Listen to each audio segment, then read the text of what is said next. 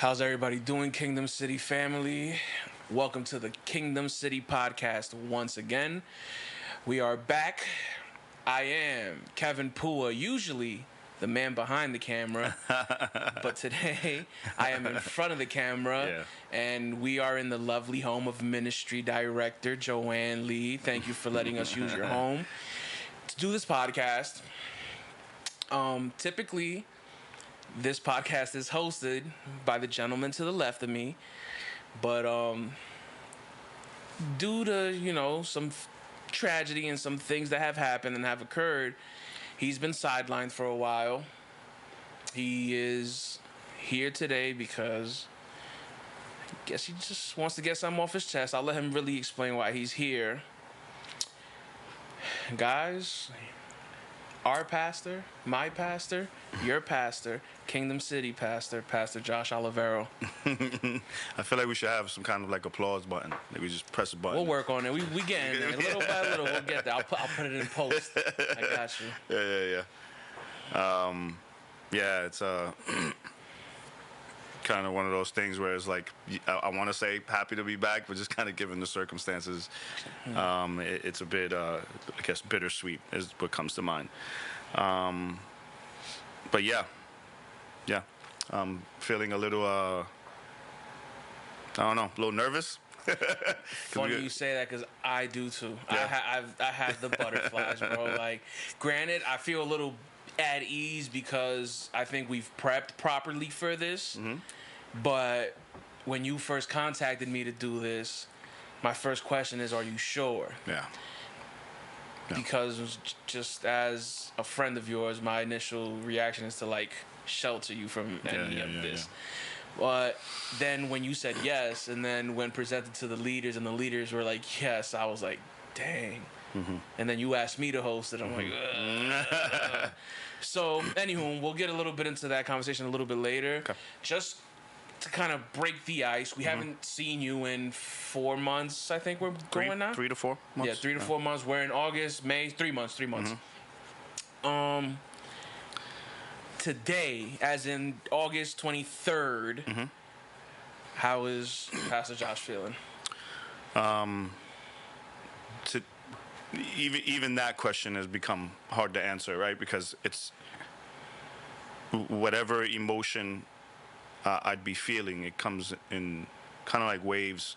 Some I wake up okay, and then a day goes bad, just emotionally. Other times I wake up bad, and a day ends up going okay. Right now, I feel okay right now. I guess just because being in the presence of friends and what have you. But a little nervous about the stuff we're going to talk about. I think a lot of these things, it's going to be the first time I say these things out loud in the presence of other people. And so, I think it's going to be a little raw.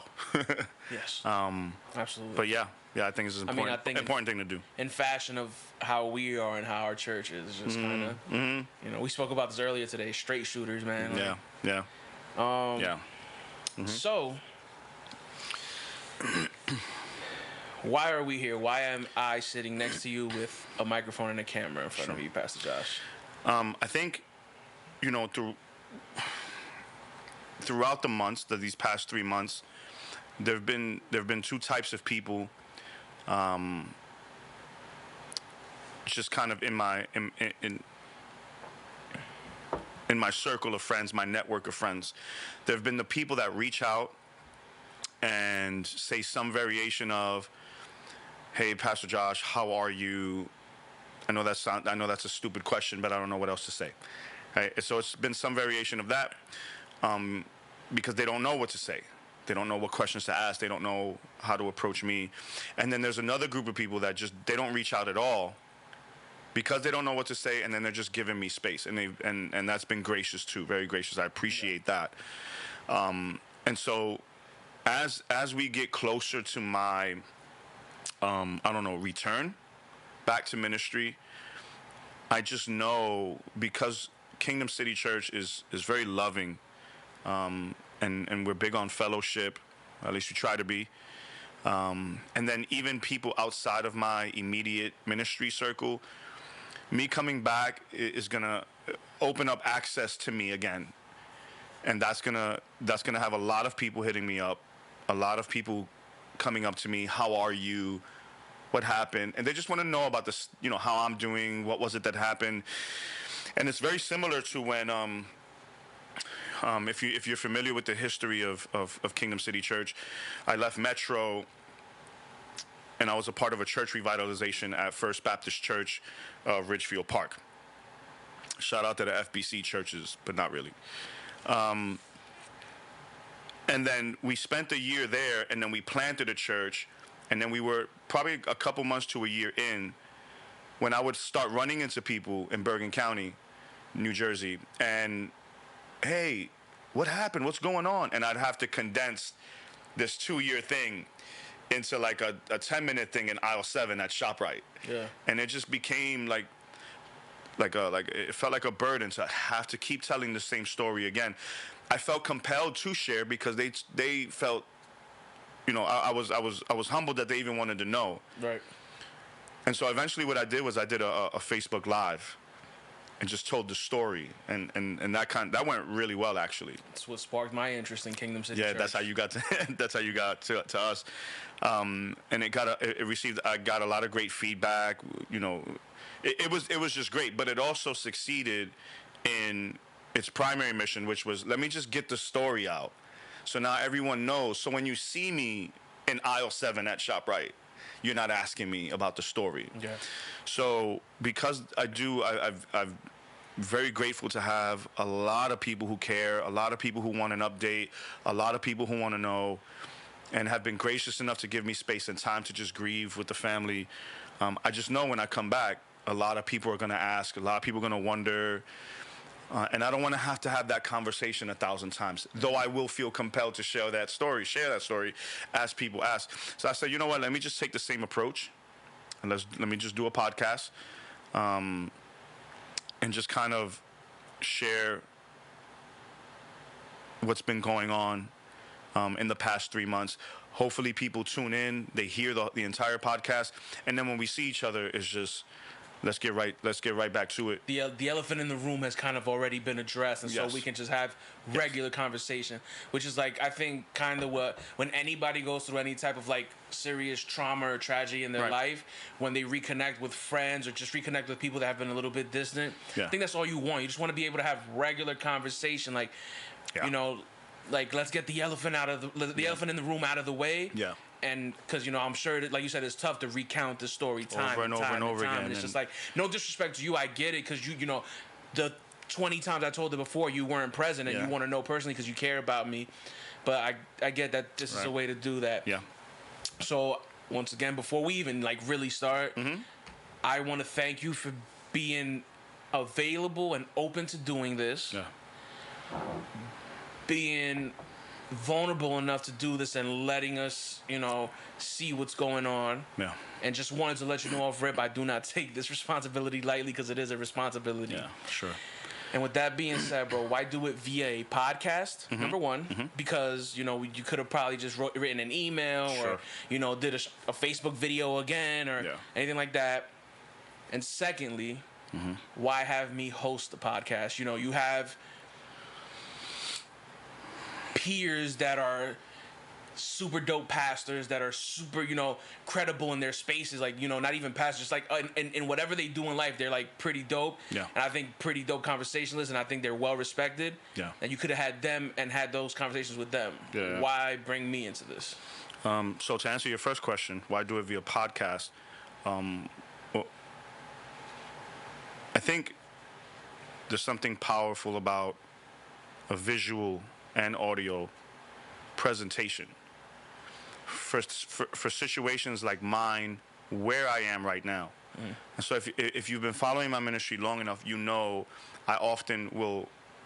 often rant about how when we listen to preachers or testimonies, when they're talking about difficult trials or sufferings like the one I'm currently going through, it's always like 10 years later, after they've come out of the storm and they've healed, and now they're talking about something traumatic that happened 10 years ago. Very rarely catch the guy when he's in the middle of the storm. And for me, even now in this season, I'm trying to listen to things or read things about things that people went through not too long ago. So if I want to know about the fire that you were in, let's just go with a fire illustration. I want you to be so close to it, time-wise. I want you to tell me what it smelled like when the wood was burning. What did the paint peeling off the walls look like? I want to know that. Yeah. I don't want 10 years from now, because then it's a lot of it has worn off. The trauma has kind of began to dissipate or dissipated already. So I wanna see what it looks like right now in real time. Or you've compartmentalized it or something, like you just kind of buried it so deep. Because it was so long ago. Right. Report in real time. Like the reporters in the middle of the hurricane. Yeah. And that's how you can tell how bad it is, as opposed to someone recounting Sandy from 6 years. Like I want that guy, because I think those things are like super helpful to people. You know what I mean? And so that's one of the reasons why I wanted to do it via podcast.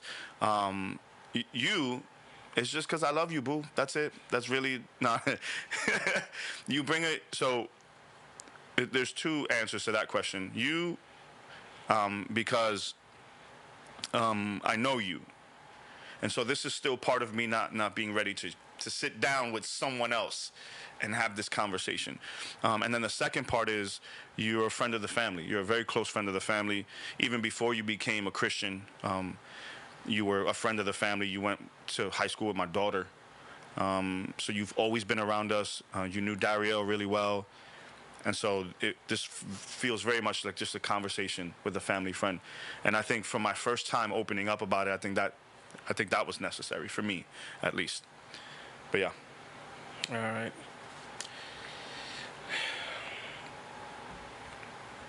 Why now? Like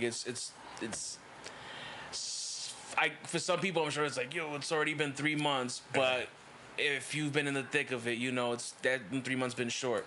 Because initially, I think we only said you were gonna take 2 months off, and end of July we were gonna reevaluate, and you might be coming back by then. But yeah, it's that those 2 months came by so fast, and then August has came and went, and it's just like, yeah, no. So why now be like, all right, I think I want to let people know what's going on. Yeah, I think, and we'll talk about this as this podcast progresses. I'm nearing a return. We'll talk about what that looks like. I'm nearing a return, and I wanted to tackle the elephant in the room. And second, and maybe even first, I wanted to start getting ready to talk about these things. So I'm not going to shy away from, again, if you follow my ministry, I don't shy away from difficult topics, difficult situations. I'm very honest. I'm very transparent. I'm very vulnerable. So to come back to preaching and not address that would be uncharacteristic of me. And so am I ready to do this? I don't know. Should I be doing this? I think the answer to that is yes. I think the answer to that is yes. Theologically, I think the answer to that is yes. And just even on a human level, I think the answer to that is yes. And so this is just a way of me getting more comfortable having these conversations and talking about this. Gotcha. So yeah. All right. Let's get into it. I mean, you know, that is, I think you've addressed the church twice via emails since this event happened. You know, and out of respect for your family and just for what happened, you've been very vague, and people just know that there was a tragedy that occurred in your family, and it was the passing of Darriel. Taking as much time as you need and giving as little or as much detail and information that you would like, can you please recount the events that happened with this tragedy with your family and your life? Yeah. So back in May, 3 months ago, May 27th, or about I don't know 6 in the morning, 6:30 in the morning. My wife and I are sleeping, and my niece who at the time we were living in Elmwood Park at the time. We have since moved. We're in Rochelle Park right now. But at that time, we were living in Elmwood Park, and my niece lived in the first floor. And we were we were awakened by her. She barges into the room, and she says, "Hey, we need, my son Darriel was at someone else's house, a friend's house, and when the friends in the house, when they woke up, they found him unconscious." And that's all the information we received initially. And that was really the way we began our day, with Kiana barging into the room saying, "Hey, we have to go to the hospital. They found Gianni unconscious." Darriel, Gianni. Gianni's his middle name. That's what I call him. His friends called him Darriel. I call him Gianni. "Hey, we need to go to the hospital. They found Gianni unconscious a little while ago." And so, as you can imagine, we're up, we're putting clothes on, we jump in the car, and we jumped on Route 80. We're headed towards Inglewood. That's where his friend's house was. And then, as we're getting closer to Inglewood, we call the friend again, because it was one of the friends that had called my niece, and my niece told us. So we called him, and they said, "Yeah, the ambulance is still here." And if you've been through traumatic situations like that, or if you've been in ministry as a leader long enough, that's not a good thing when the ambulance is on the scene for too long. And so already I just began to feel that in the pit of my stomach, that this is not good. And it wasn't until right when we were getting to the exit that they said the ambulance just pulled off. And so we made a quick detour. We got to Inglewood Hospital, and we get to the emergency room. We tell them, my son was just brought in, and she jumps on the phone. A security guard comes out. He's like, "Follow me this way." And we're walking through this long hallway, and he says, "I'm going to take you to the family room." And again, if you've been in these situations before, as I have, or you've been in ministry long enough and made those hospital visits, that's not good either, when they take you to the family room. And so I remember just, if I can pinpoint a time where I lost my strength, and that's going to be a consistent thing throughout my story, I think.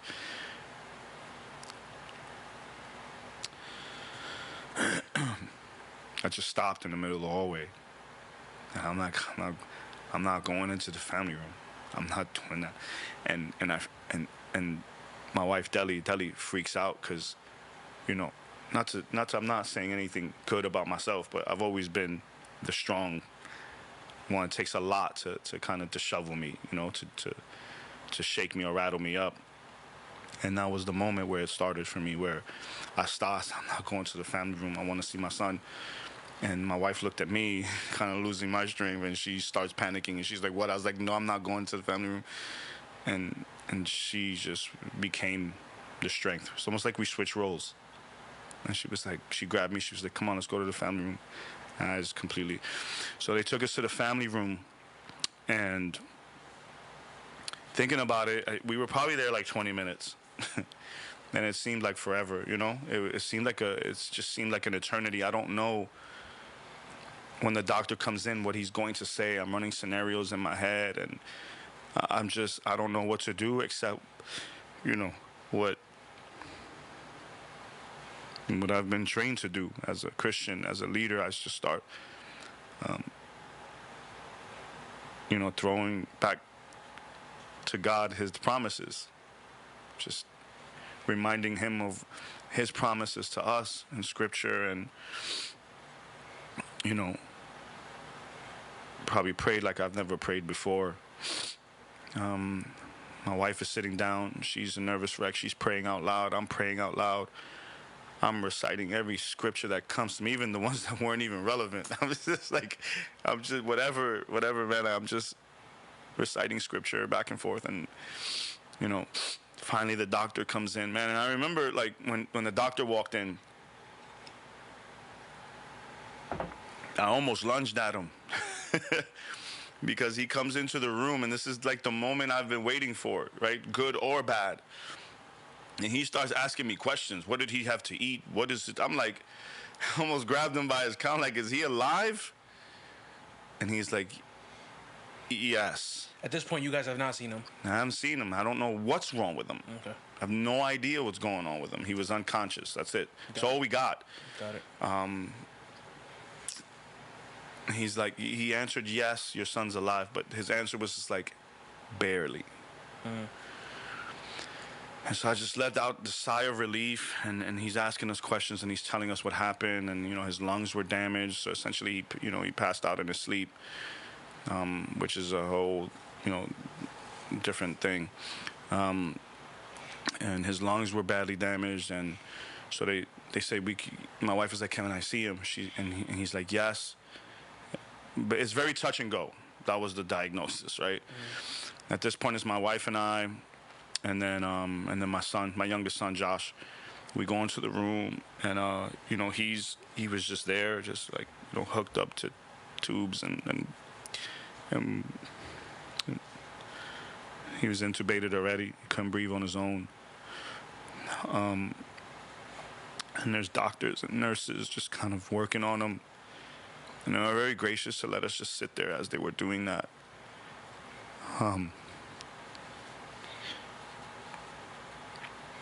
The doctor just looked so worried, man, Like, when you're on a plane and you get turbulence and you look at the flight attendant, at least that's what I do. I look at the flight attendant. If they playing it cool, you're not nervous, but if they are, you freaking out. Because if you've done this a million times and you looking shaky, I'm nervous. That's what I do on planes. I look at and he just looked, man, he looked like a deer stuck in the headlights, man. And I'm just like, ugh. And so in between them, they'll work on him. They'll get him to a certain place. We're still in the emergency room at this point. And then they'll let Deli go in there, and Deli was hug up on him and call his name and pray for him. And the doctor just comes to me. He's just like, look, man, I don't know how much longer he's gonna last. So they keep working on him, and they brought in a nurse comes in. She puts on his bed by his leg a "do not resuscitate" sign. And we were like, wait a second. Funny but not funny. We were like, you can't put that. We didn't sign off on that. And I don't know, man. Maybe she's not a nice person. Maybe she is, and she was just doing her job. She just very flippantly answered us, we don't need your approval for this. We had 2 doctors sign off on it already. I was like, look, very calmly, I don't know if maybe that scared her, but very calmly, I was like, you don't take that sign off there, I'll burn this whole place down. You're not gonna do not resuscitate. You don't get to make that call. And they accommodated. They took the sign or whatever. But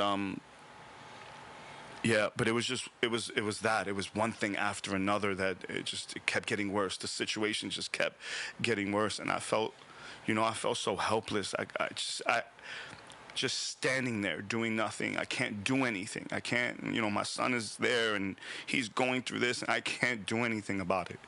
And I think the second moment where I lost my strength was, Deli was, draped over him crying. And then she turns around and she says, Josh, do something.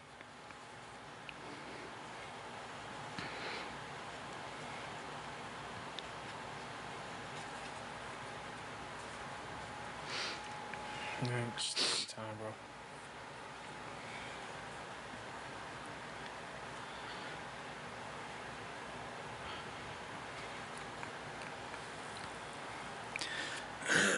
And there was nothing I could do. It's just... And so the doctor just was like, hey, we don't know how much longer he's gonna last. I think it's time just to say goodbye, And we literally had to sit there and like hug him and kiss him and tell him we love him, and just kept pleading with him to fight. a pretty dope moment that we didn't find out till later. Which kind of, even now as I think about it, gives us a lot of comfort. 2 days later, we found one of the nurses who was in that room. Yeah. And she stopped Deli. She said, "I want to share something with you." And so she stopped. She was like, something crazy happened in that room. She was like, every time you hugged him, his oxygen levels went up. And every time you let go of him, they went back down. And I just thought that was really special. Surprisingly, or, I'm sure God being gracious, his lungs started to recover. And so they moved him up to cardiovascular ICU. Just for a second, just to Yeah. kind of emphasize that moment there. I recall 9 a.m. receiving a text from you. Yeah. Because when you said that, the doctor said, it might be time to say goodbye. Yeah. You literally phrased it as the doctor said he has minutes to live. Yeah. Yeah. And I'm sure you guys thought the same thing, but it was, what do I do with that? Yeah. I don't know how to respond to that. So I just say that to say the emphasis of his lungs kind of coming back and getting underneath him. Yeah. Continue. His lungs started to recover, which that was the primary concern at the time. So they moved him upstairs. And then, I guess, long story short or whatever, they started to get concerned about the lack of brain activity that they could see in their initial tests as they were checking everything. And so they decided to make that the focal point. And I hope I'm saying this right. I don't want to offend anybody in the medical profession. My mind was all over the place. But as I understood it, they started to get concerned over the lack of brain activity. So they started to do some tests. And I think the last test they did was they injected Gianni with some kind of radioactive fluid where they can trace where the fluid goes, and just kind of see. And they were right in what they thought was going on. And the fluid went everywhere in his body except to his brain. So what happened was essentially his brain swelled up, which sometimes is again, as I understand it, it's not always a bad thing. It's like a defense mechanism, the brain trying to protect itself at times. And so the brain swelled up. But when it swelled up, it created pressure. And the pressure in Darriel's brain was stronger than the heart's pressure and ability to pump blood into the brain. So the brain was keeping the blood out with the pressure that it accumulated. And so he was, at that point, brain dead. Through my years, I've been gracious and blessed to meet a lot of people, and one of those people are, there's a family. I don't know if it's okay to say their name, so I won't. I didn't get permission, but this family, one of the people in this family is a brain surgeon at Columbia. And so we really wanted a second opinion because we really wanted to give our son every opportunity to live. We didn't want to just go with one person. And so he graciously agreed. We put him in contact with the doctor at Inglewood. They spent over an hour on the phone. And he just called me back and he said, "I'm going to have to agree with the original diagnosis," and he just walked me through it. He was actually the one that told me about the radioactive fluid and the other tests that they had done on Gianni. And yeah, and so essentially what had happened is Darriel passed away at the house. And though they were able to bring him back, he died not long after, medically speaking. Yeah. Even though he was alive for another couple days. And so as we walked into this room to meet with all the doctors and everyone else, they told us the diagnosis. We got the second opinion. So they were just talking to us and going, So now it's up to you, because if we take the machines off of him, we don't know how long he'll live, right? Because the brain is what controls all of your organs, right? It sends the messages, instructions for your organs on how to work, and your organs work in conjunction with one another. So without the brain coordinating that, some organs might start failing or overperform, or it's just going to be all over the place. Out of whack. Like, out of whack. I think I guess, like, it's your brain is essentially the computer to your body. So, like, if you ever think of, like, not trying to be insensitive, if you think of, like, a car, if you've ever heard somebody say, like, yo, the computer in your car is messed up, the reason why the computer to your car is so vital is because then your throttle starts going to, like, 3,000 RPM for no reason. Yeah. Like, it starts bugging out. So I get that. Yeah. And so they were like, look, you can leave him and see, but nothing's going to change. Eventually, you know, when he died the first time, his body started to shut down. We're keeping him alive artificially. And so we had a tough decision to make. You know, a decision I don't think any family should have to make. You know, I'm glad, or I'm grateful rather, that we got to spend, you know, a couple days with him and see him and make that, as painful as it was, make it a slower process for us. As opposed to just he's gone and we didn't get a chance to say goodbye. But it's, you know, to make that decision was not, you know, it's not something I would want for anyone. In the room were people who were asking about organ donation, because Darriel wasn't registered as an organ donor. Yeah. And so, you know, when she asked the question at first, you know, you think crazy. I don't know what your perception of or your perspective is on organ donors, but I was just like, what are you talking about right now? Like, but they were very nice people, and they were very informative.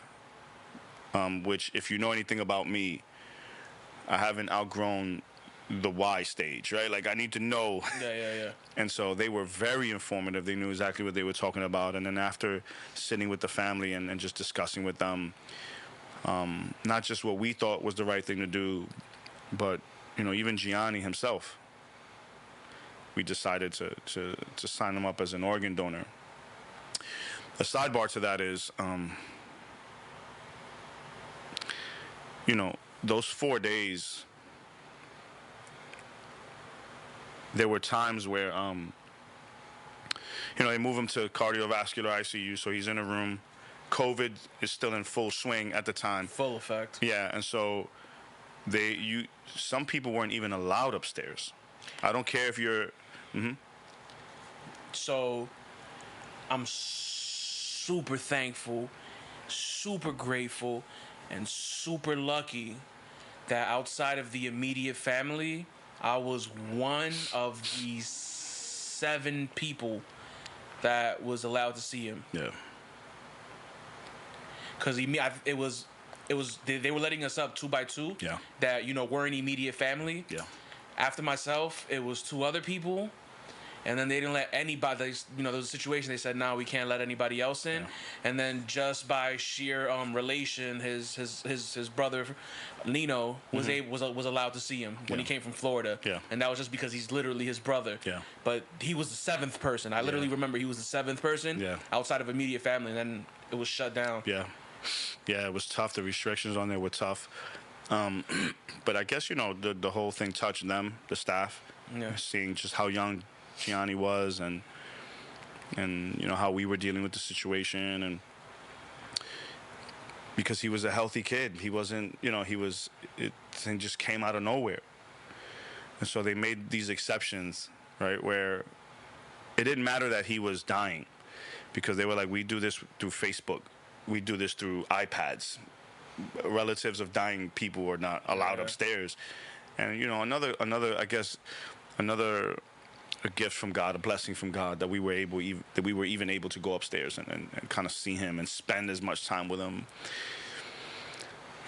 And this is something I'll have to wrestle with for the rest of my life too, because again, in keeping with the whole I lost my strength theme, I couldn't be in that room more than 2 minutes. I started not get dizzy and just overwhelmed with emotion. I couldn't be up there, and My wife, without a doubt, was 100% the strongest person in the family. She stood by his side without moving. She would pray. She'd pray. She'd play worship music. She was the strength reading. I saw in that woman during that time is unbelievable. I can't. Don't wish that to happen to any body, period. But, dude, the strength, like you said, man, like, how do you, like, was in that room, like you said, was playing worship music, just remained faithful. Yeah. And made sure she was there for her son, like, just making sure she was strong. And I was like, wow, like, that's The faith that she had, that he was going to come out of this.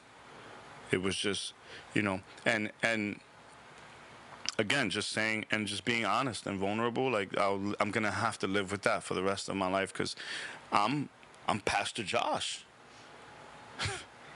I'm a preacher, and I go places, and I plant churches, and I just crumbled, fam. Like, the floor came out from under me, and I felt like I'm sliding down this mountain, and I can't grab a hold of anything. I just kept falling, and every time I look up, my wife is the one just kind of being the strength and praying by his side, and I'd go up there with her to the room, and just seeing my son in that condition and wrestling with faith versus what seems to be reality.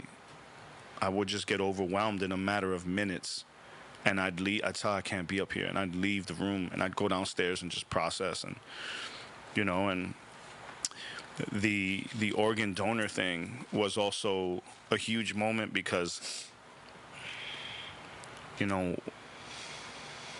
my wife came up to me one time, and she was like, yo, it's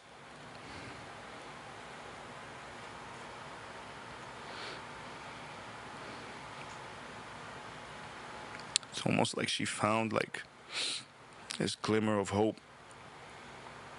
She's like, Josh, Lazarus was dead for 4 days. He was in the tomb for 4 days, which means he was also brain dead. And God brought him back. He's going to bring my son back.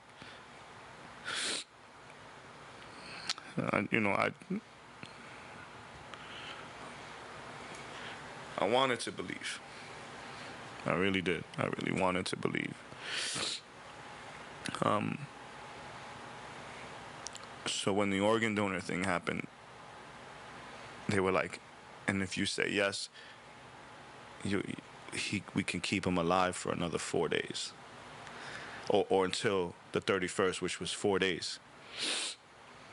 And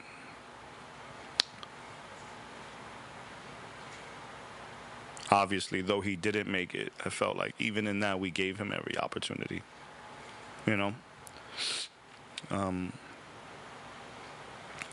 So we met with the doctors, and then we decided we're going to go ahead and sign him up to be an organ donor. And the surgery is scheduled to take place, or to begin, May 31st at 10 o'clock at night. They said you can come up with your children, spend some time with them, and then say goodbye. We'll let you walk down the hallway with us, and then that's it. And so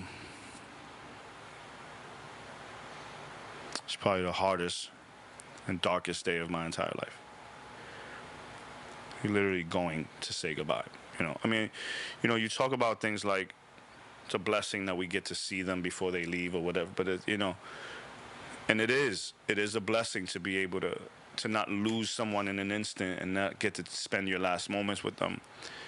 But there's a certain, I don't know, man. I don't know if it's because I'm still in the throes of it, right? But there's something that's like uber dark, man, about getting in your car, driving somewhere to go say goodbye to someone because they're about to leave Earth. Yeah. I still, and I don't know how I'm ever gonna get past those moments where, like, knowing someone's fate. So, May 31st comes, we get in the car, It's 10 o'clock at night, so we got to go the whole day just anticipating this moment. We go to the hospital. You know, we go upstairs. We're at his bedside. You know, and just hearing them say, you know, it's time. And just wheeling them down the hallway. We obviously couldn't go into the OR with them, so we had to say goodbye at the elevator. And I think, you know, that was the moment. Like, this is the last time we're going to see him alive, essentially. And, yeah, he gets in the elevator and we didn't get to see him again. Yeah, surgery took about probably 6 hours. 6, 7 hours. They called us probably like at 5 a.m. to let us know the surgery was complete. I promise I'm not being rude. I'm actually trying to pull up some stats here.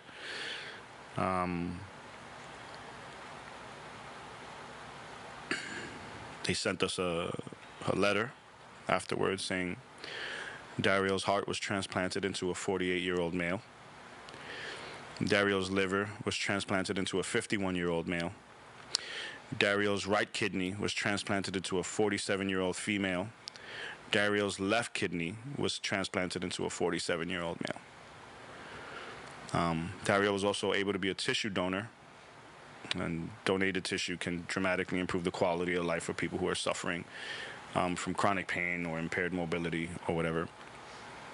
So he essentially made life better for a lot of people, and he saved 4 lives. And so there's a bit of comfort that comes from knowing that even in his final act, it was in keeping with who he was, because you knew he just liked to help people. There was only one thing he was stingy with, that was money. Boy, that dude, man, he was stingy with money.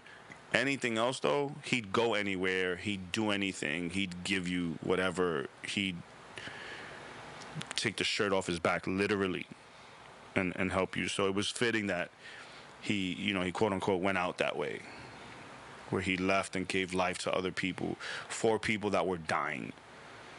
And he was able to give them life and improve the quality of life for countless others. Was his last gift to us.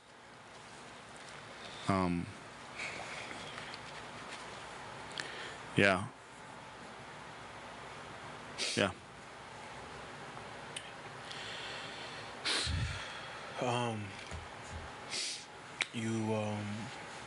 First and foremost, my bad. I can't say it enough, man. Thank you for sharing and being open, that vulnerable. Yeah. It's not easy. It's whenever you think that, like, you're over it. Yeah. Or not over it, but whenever you think, like, I've built enough strength to, like, I can go about my day. Certain things just, when you talk about it, just make you go there. And so to recount that from beginning to end is not easy. You finished by saying that, his last favor or giving to this earth was him giving life to 4 people, and even then some more with the tissue stuff. What are some of the things, or what were some of the things that, or even memories that made you love Gianni, aside from just him simply being your son?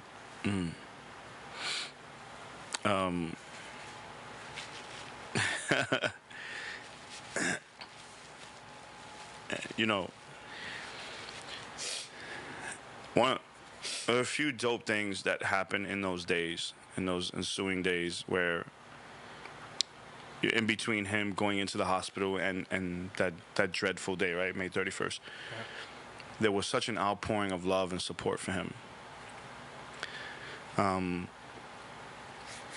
So many people came to the hospital. I think they called the cops on us like twice. Yeah. Absolutely. Because it was just like, remember, we're in midst a pandemic, a global pandemic, and you got 40 to 50 Puerto Ricans and Dominicans just in front of a hospital, bro. All day, by the way. A couple white girls too, because he love him some white girls. Come on, man. Yeah, white. But there were a lot of people there, a lot of his friends, and a lot of his friends, as they introduced themselves to us and told us who they were, there was a lot of, I've known Gianni since middle school. I've known Gianni since middle school. I've known Gianni since middle school. I've known Gianni. And it was such a beautiful thing that he had started and maintained these long-term friendships with people. You know, there was very few people who he had just met. I think the most recent one was like 4 years ago. That was the most recent person that had just became friends with him. And to see the devastation on their faces, they were really experiencing a loss. It wasn't just like, you know, what you and I are used to coming from, where we come from, where it's like, oh, wow, he was so young. It was people, like, devastation on their faces. Tia was never a dry eye downstairs. And I think the resounding thought or feeling is that no matter, because first and foremost, Gianni had multiple groups of friends. Yeah. It wasn't like, you know how like some people have like a giant circle of friends and like those 10 to 15 people know each other? No, he had pockets of friends. And so this is how you end up having 30, 40 friends coming to the hospital. But I think the common theme through all that, and why you say like it was devastation, is because he was light. And all, and not to get like theological or anything like that. If you knew Gianni, like he was energy and light into a room. Yeah. You know, whether it bugged you, whether you got mad at it, whatever, it was literally light and energy. And it's like you strip that away from a room or from a circle of people. You know, because typically in our social circles, we all have our roles. Yeah. And he was that. Yeah.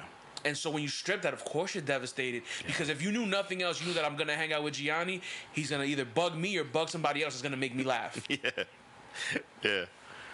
And that was such a beautiful thing to see, that he valued friends, he valued friendship, and he maintained these relationships for long periods of time, and he left a void. You know, his passing left a void, a tangible void. The other thing was, and you kind of alluded to it a little bit, Fanny was annoying. He was and we talked about this, you know, off camera. I would always tell him, like, bro, you're so childish. And I don't mean childish in a derogatory way per se, but it was like he would come to the house and he'd wrestle with the kids and throw the balloons at them and pop their toys and like all of these things. And I would always tell him, I would joke with him, I'm like, when these kids grow up, they're not gonna like you, fam. Like you. He would grab Noah, put him on the gutter or the garage, and just leave him hanging there. Noah's freaking out, stop! Like, and he found that hilarious. Yeah. Meanwhile, you have a baby dangling from a gutter. Like, and just other things he would do. I'd turn the corner and he'd sneak up on me and scare me and laugh. I'm just like, yo, you're so childish.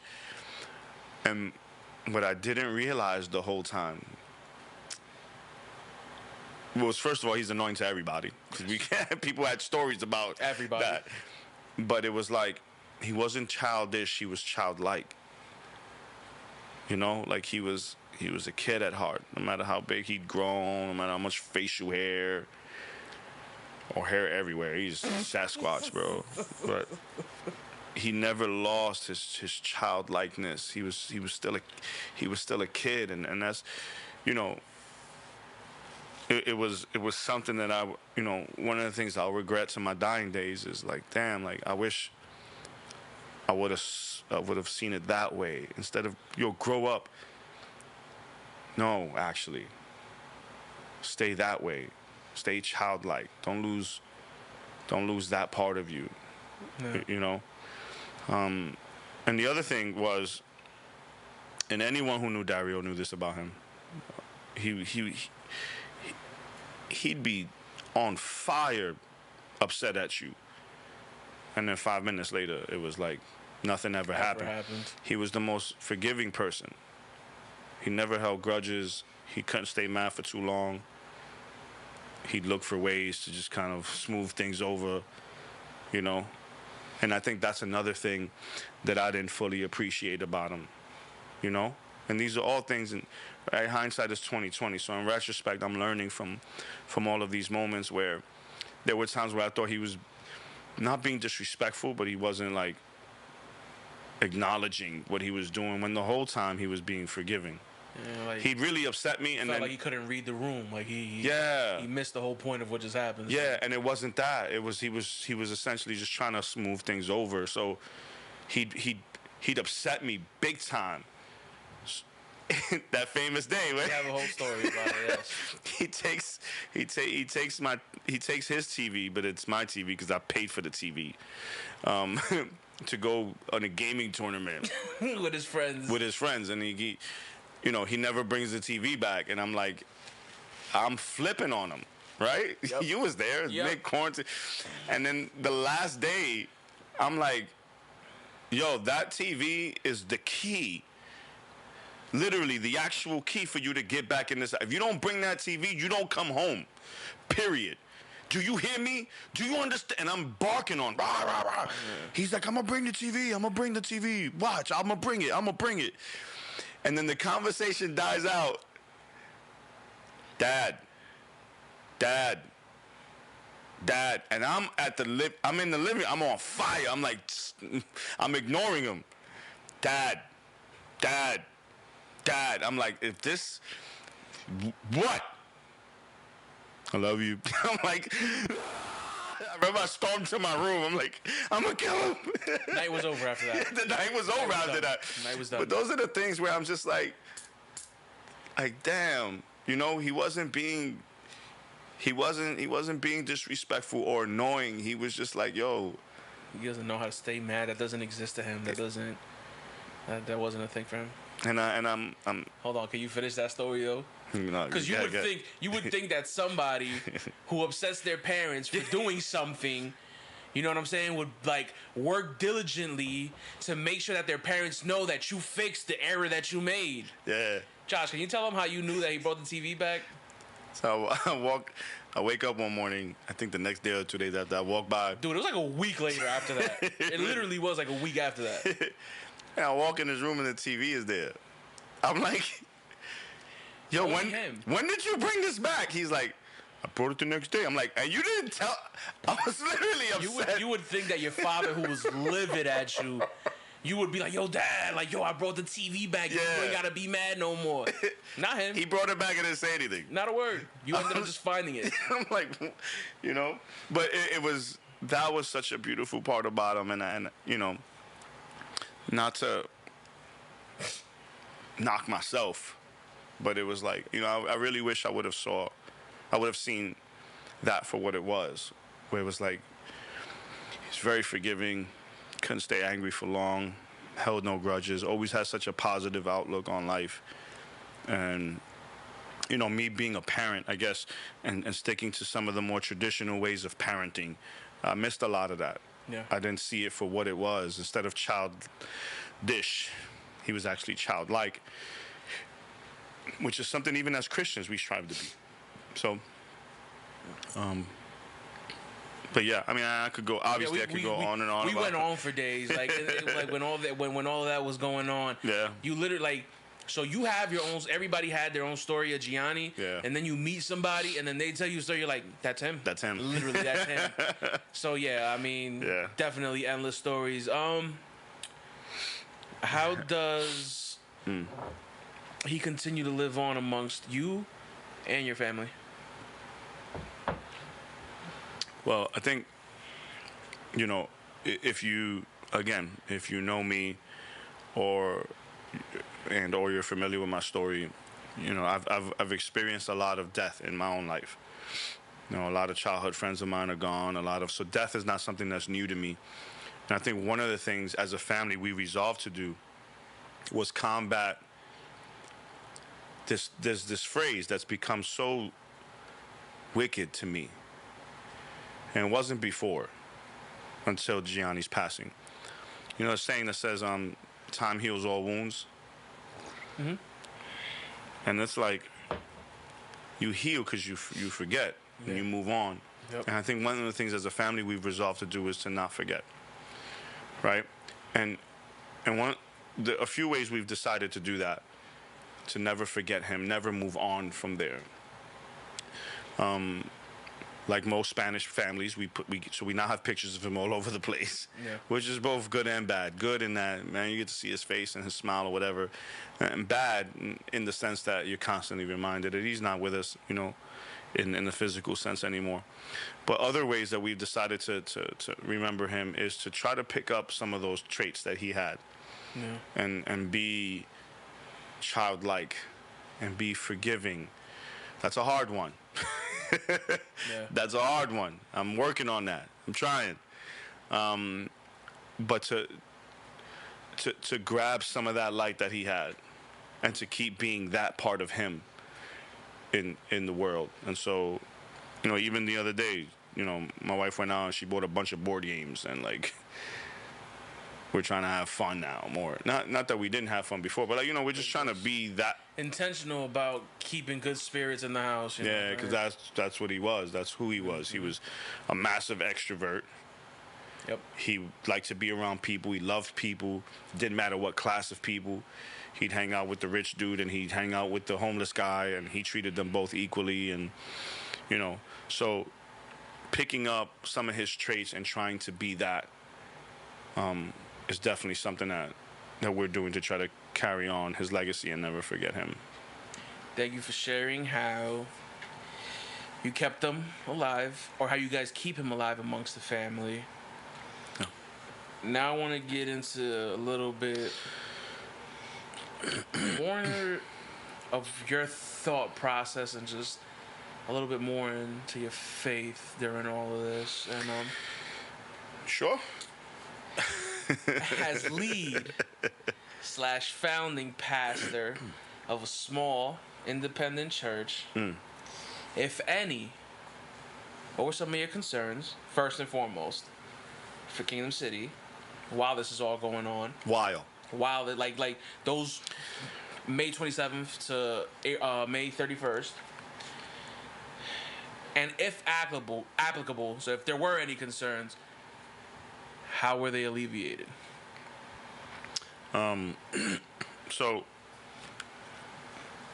I think if I'm understanding the question correctly,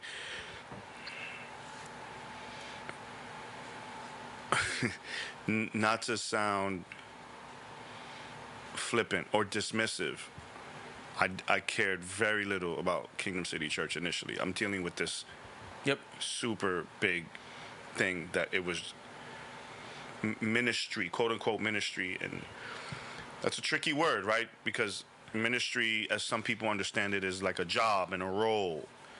So my job and my role was almost, I couldn't even, I don't have time to even think about that. Ministry as just my purpose on earth, that was important to me. But one of my concerns, again, if I'm understanding the question correctly, was I'm going to be out for a while. Yeah. And we're a church that's 2 years old. And if you're familiar with ministry and the way the American church culture is set up, the founding pastor, preaching pastor, is more often than not the draw. That's why they come. It's not necessarily, unfortunately, it's not necessarily the mission of the church, the vision, what we stand for, what we believe. It's more often than not, they found like this charismatic preacher, and they really want to sit under this guy or this woman. And so for me, it was like, well, I'm going to be out for a while. That was an easy decision to make, right? But then it was like, are we strong enough to survive this? Me being gone for 3 months, filling the pulpit with guest speakers. Are we going to make it? You know, how were those concerns alleviated? I don't know if alleviated is a good word, but ultimately, and I hope this is embedded into the DNA of our church, if we don't make it, we don't make it. This is important that I step away. Yeah. And so the thought did cross my mind. We might lose a lot of people here. Yeah. Viewership might go down because obviously we're doing live streaming, pre-recorded, by the way. Shout out to all the churches. Shout out to all the churches live streaming. Yeah, I'm petty. It's okay, guys. It's petty. We're petty. But are the numbers going to go down because I'm not there? Are people going to stick around for this while I grieve? That was a concern, sure, but I don't think for me or for the team that was a hard decision to make. Yeah. It was like, yo, this might happen, but that's the way it's going to have to happen because we're going to take some time. I think to the credit of leadership, for sure, they didn't even make it though you didn't have the thought because you're going. I don't think they even gave you the opportunity to have a chance to be like maybe something. Right.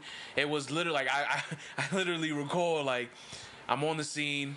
I remember Joanne and Mikey pulls up and they're just like, yeah, Pastor Josh is out for 2 months. We're doing this, that, and the third. We're ordering a laptop right now so we can edit. I was just like, oh, why? By the way, you know who the last person was to know that I had 2 months off? Oh. Me. Really? They told me last. That's hilarious. They made that decision on their own. By the way, you're fired for 2 months. Yeah. Which was dope because that's another thing that runs contrary to church culture where it's like, yo, when you coming back? Yeah, we bash her enough, so I think I'm gonna take the opportunity to give her credit. Give her credit. Joanne was amazing throughout that time, bro. Nah, bro, it's not whatever. Like, amazing, man. Like, she was dope. I remember telling her like, yo, fam, like, shout out to you because you just like remained calm and in the midst of this all, and just started like decisions were just like no thought for her. It was like, phew, phew, phew, phew. Yeah. Which seeing her act like, or seeing her just take that role on at that point, later ended up having me feel comfortable with calling her when I had a personal situation arise, and I was just like, I need somebody who's calm. I was like, Joanne. Yeah. She is. I often joke with her. She's a machine. She doesn't possess emotions, human emotions. She's all thought and reasoning. Yeah, which is annoying sometimes. No, she's been again, like, part of our church's history is there's no Joanne, there's no Kingdom City Church. So initially I was literally the last person to know that I was off for 2 months, and 2 months was actually the minimum. Mm-hmm.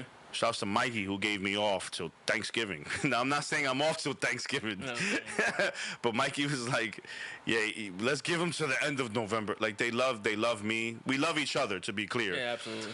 But they love me, and that's another thing I love about our church is that we're not traditional in that way. We don't fit into the American church culture.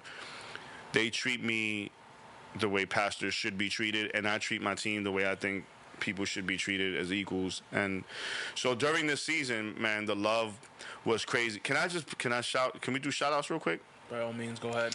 Yo, so I know this is the norm in church circles, but this is obviously my first time experiencing it firsthand. Shouts to Pastor Peter on from Metro Community Church. Definitely. Who was constantly on the phone with me, making sure I was good. Shouts to the pastors at Metro Community Church who filled our pulpit, willingly, joyfully stood behind that camera and just gave us good words week after week after week in my absence. Shouts to Pastor Michael Carrion who came. He preached. His son came and preached. He's always in my voicemail, messaging me. You know, he was on top of me the whole time. And then our team, Kingdom City Church, Joanne, Mikey, Kathy, and Nicole, and the leaders there, and just everyone who either took the time to hit me up or took the time to give me some space, if that makes sense. The donations were very kind. They were very generous. They were overwhelming at times. We needed nothing. We lacked nothing. Over 100 people donated, which was just, you could tangibly feel the love of people for my family and me. And then they signed up to provide meals. So we weren't getting up too early, and if we did, we weren't worried about breakfast. So lunch and dinner came in every day for like 3 weeks. 3 weeks, fam, of just lunch and dinner. I have never eaten so much Korean food in my entire life, dog. And it was a lot of food. It was a lot. It bled into the other days. And if you know my family, we're in. Sign me up for Korean food. That's it was great. But that tangible that tangible love of people pouring in through donations, through food, all of that was just, watching these two other churches, Metro Community Church, Promised Land, Covenant Church out in the Bronx, our own people. It was overwhelming. You could tangibly feel the presence of God in those moments. So yeah, if you are one of those people that I haven't gotten to yet, to thank you for your donation or for sending food or just messages telling me that you were praying for us, man, just thank you so much for that. We're gonna get to that, at some point. But in the middle of the storm, those were some really dope moments for us, knowing that so many people were caring about us.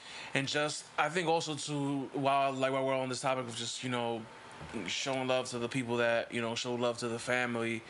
Yeah. I appreciated and respected, the fact that people respected the family space. Yeah. Because some people personally came to drop food off. Yeah. But they seen you and left. I remember even one time, Mark, Allison's husband, came with a load of cookies and water. Costco. Straight Costco drop off. And I was in your backyard and he was like, "Hey, Kev." Came, dropped things off. He didn't ask for help or nothing. I was about to go. He's like, No, you good. Came, did his thing. He ain't asked how you doing. He was just like, "Hey, what's up? How you how you doing?" In passing, just sure, yeah. What's up? But he didn't linger and "Hey, how's it?" And I just appreciated that. You know what I'm saying? Thank you. You know what I'm saying? I just really appreciate the fact that people were just able to be respectful, and then for y'all too, because you guys have to encounter some of these people. And same thing, they just came, dropped food off. Yeah. Hey, hope you guys are okay. Love you guys. Yeah. Bye. Yeah. And shout out to you guys, man. Yeah. You guys are amazing. Mark is a gem. I think, and I was sharing this with Joanne, I think yesterday, one of the people that has signed up for food, they came and dropped it off. Sammy. Shout out to Sammy. Shout out to Sammy. And shout out awesome, to bro. His sister Shelly. So it was a dope encounter for me. At least for me, because I was like, she showed me love and respected my space in one fell swoop, right? I didn't. We weren't supposed to cross paths. They pulled up to drop the food off, and I just so happened to come outside. Yeah. And so I see Sammy, they see me, and we're like, So Sammy comes out, and he gives me the food. I bring the food in. Shelly comes out of her car, right? And she comes around. She doesn't come up to me, but she looks at me. She goes, and I'm like, and she's like, and then she gets back in her car, and they leave. Wow. And I was like, that's dope. So she showed her, love without being invasive. And I was like, wow. Not to say that whoever didn't do it that way is wrong, but it was just that was beautiful. To be so thoughtful. And yeah, that was you dope. Appreciate it. You know what I'm saying? That was dope. Yeah.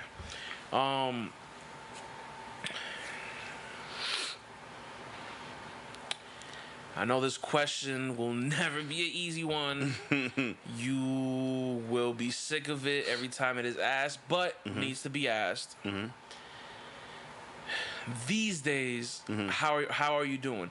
And not just I'm just what does grief look like for you 3 months after the fact? How do you still because life still happens. I'll let you tell it, but just small snippet. You just recently moved into a new place. Yeah. You know what I'm saying? All while grieving. Yeah. So that life doesn't stop. Yeah. So yeah, how do you still manage? And what are some of the things that you take pleasure in to kind of help cope with the overwhelming emotions? Sure. Grief it's been very dark.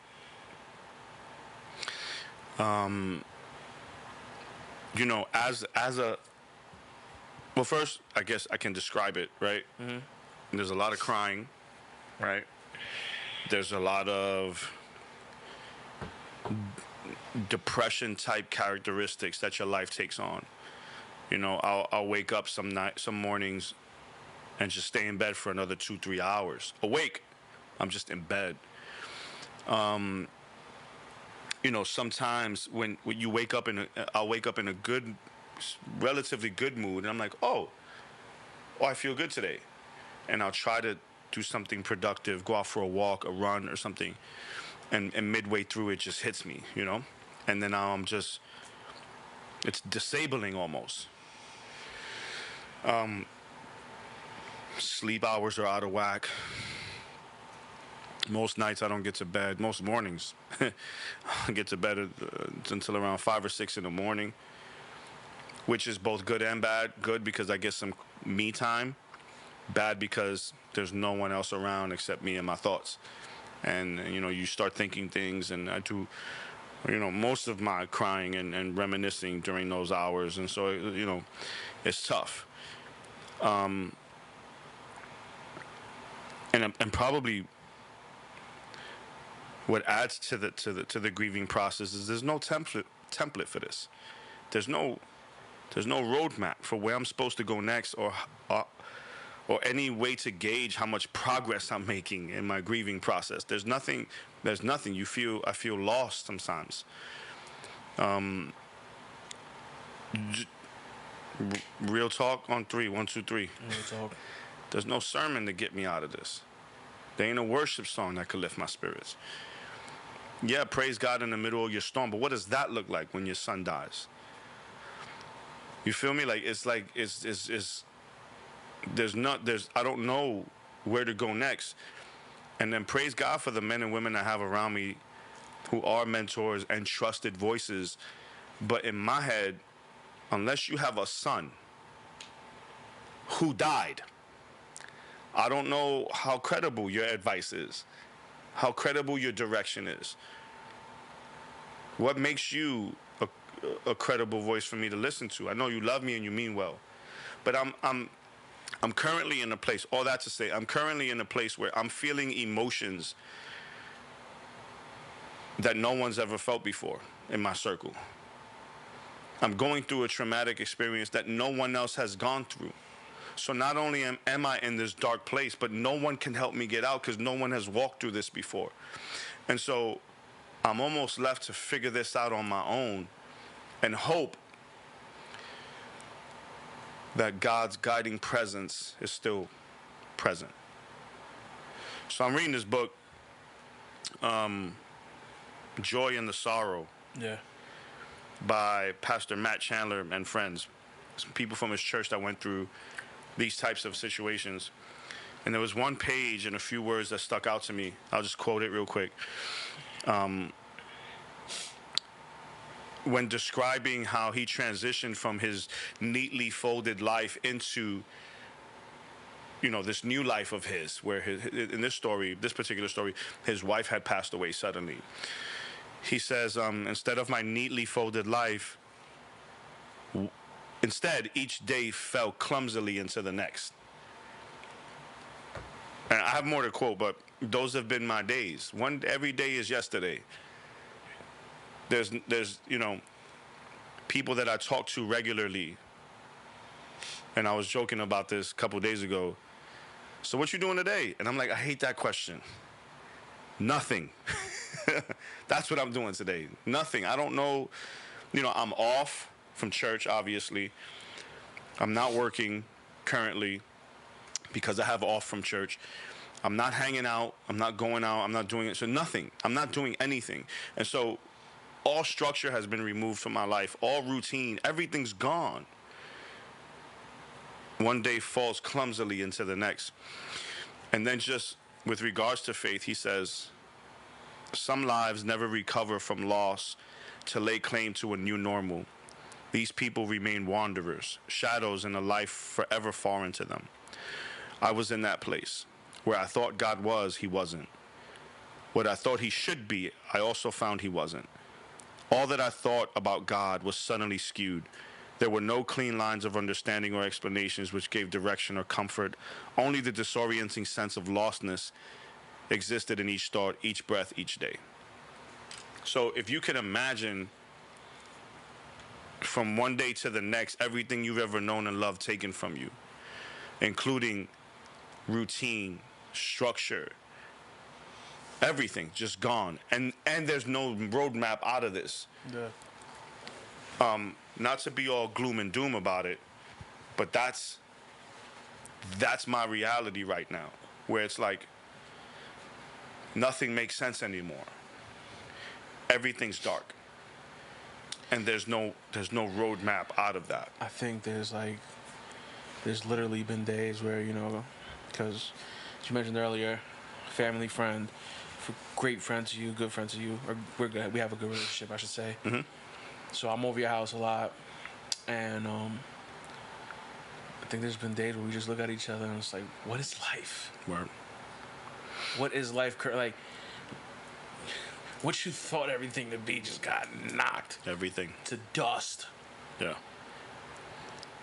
Yeah. And so yes, your days fall clumsily into one another. Into the next. It's like there's no.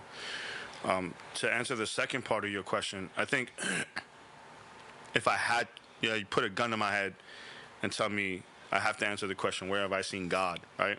Well, I'm more specific because I think that's something that I'm going to touch on later. I more specifically said, what are some of the things that you take pleasure in that kind of like help you get through? Like, even if it just puts a smile on your face, just kind of what are some of those things that help you cope, or like if there is anything, because sometimes it just isn't.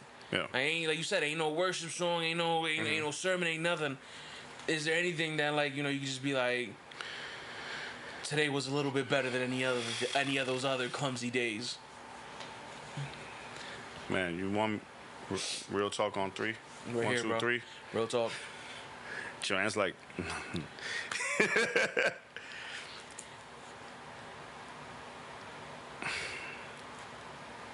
I'm a cap on worship music. That's what I'm gonna do. I'm about to rant. Can I rant? We're here, bro. All right. I've been listening to a lot of secular music lately. Yeah. I'm gonna explain why. Sure. My faith is right where it should be. I still believe in God. We'll get to that. Mm-hmm. I'm in a space right now where I physically cannot listen to some of the popular or trending Christian songs of the day. I can't listen to Waymaker right now. Waymaker, Miracle worker, Promise keeper, light in the dark. That's not a reality for me right now. I can't listen to that song. No. Not because I'm rebelling and I'm just that didn't plan out for me that way. Yeah. I can't listen to that. I'm not singing that song. The current battles that you're having just don't allow you to. In reality, they're just not to. Spoiler alert: I'm still a Christian. Yeah. I love God. Spoiler alert. And But plus, don't nobody act. We've all had battles with our faith in moments of life, so it ain't shocking here. Like, I think I don't remember the specific quote, but in the Bible it states, like, if you don't question everything that you're taught or that you're told in discipleship, then you're doing it wrong. You're a fool. Yeah. But he's not. He wasn't a miracle worker in my. At least not the way I wanted him to work. What you thought? It's hard for me to listen to songs like that. Whereas secular music captures a side of human emotion that I can get on board with right now. Right? Like, Yep. where they're and when I say bag on worship music, this is what I'm saying. I've been extremely disappointed at the lack of Christian resources that speak to people that currently are where I am.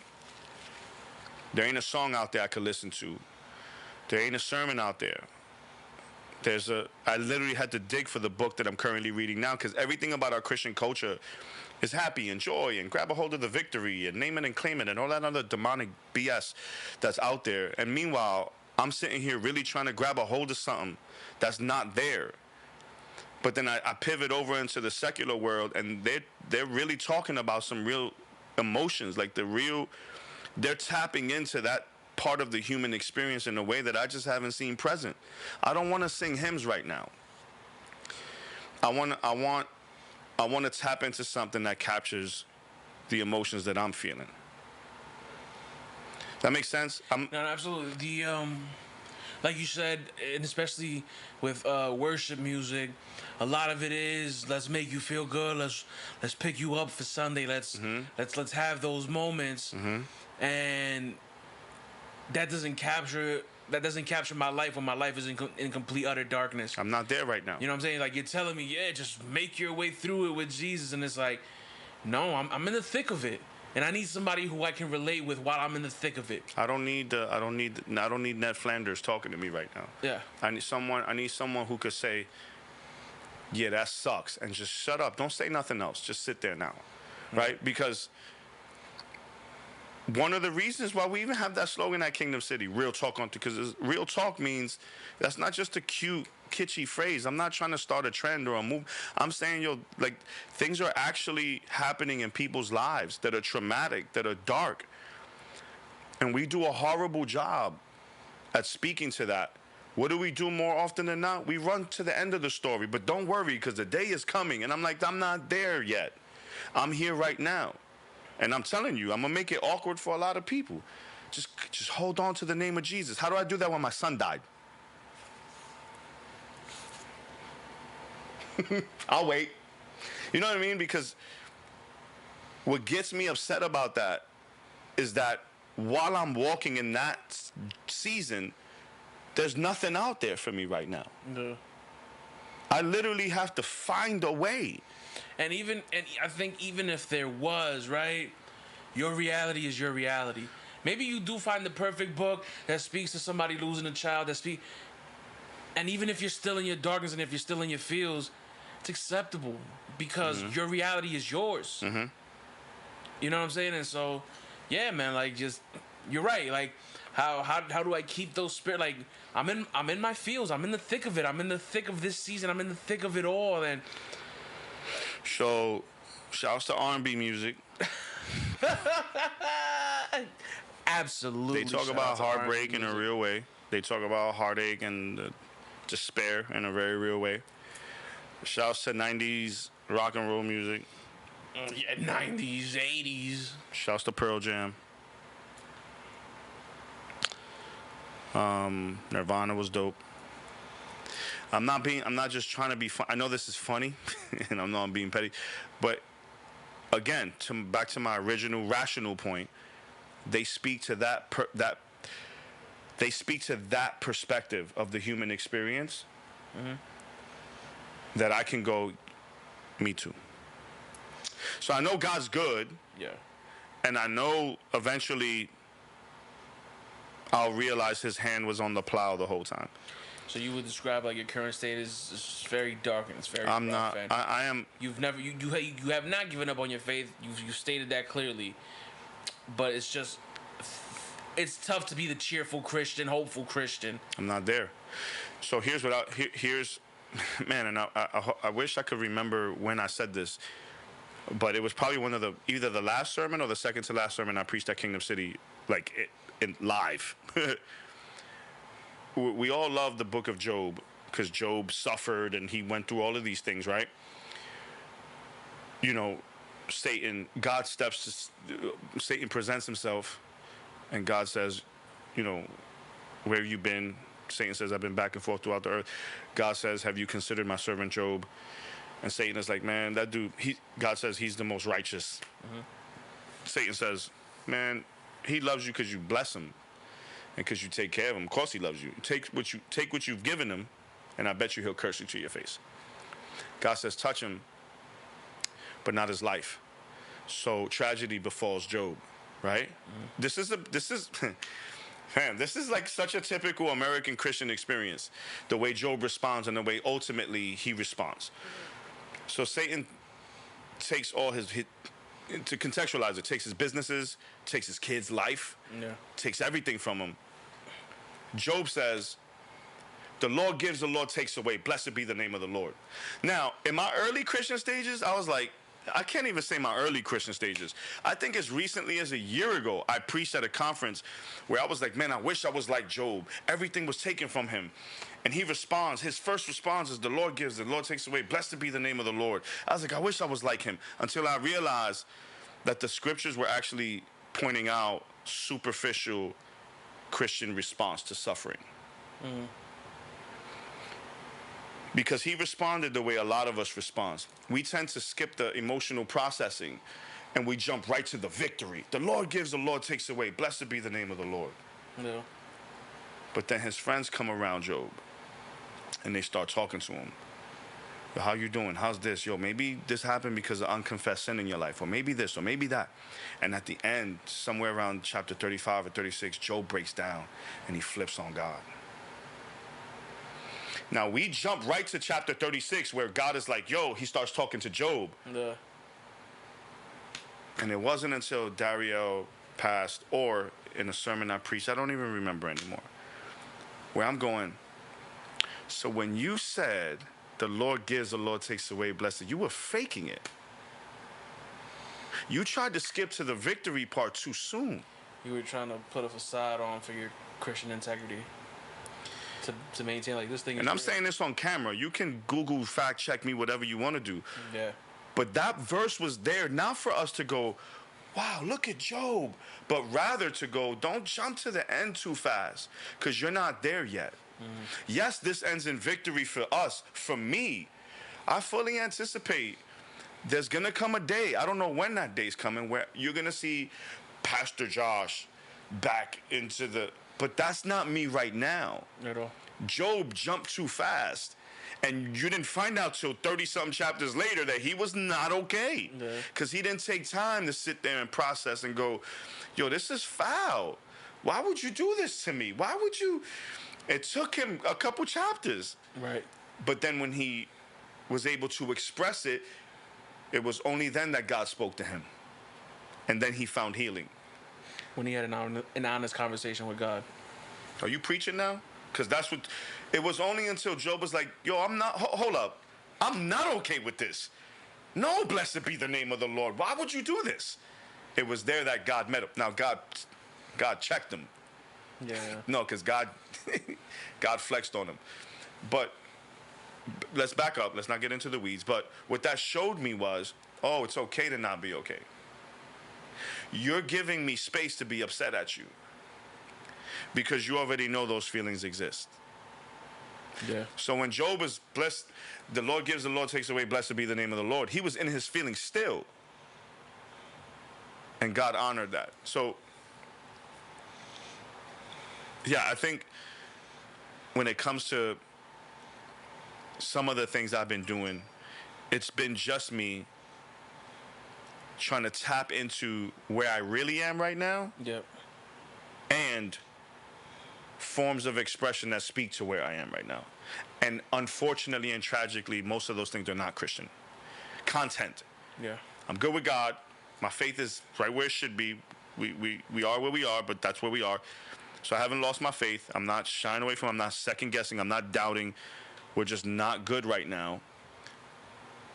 And I'm unfortunately being drawn to content that speaks to where I am right now. And it's funny because is that not what a relationship is? Yeah. No relationship is linear. Right. Right. Because we're taught that you're supposed to have a relationship with God. Right. And so... Right.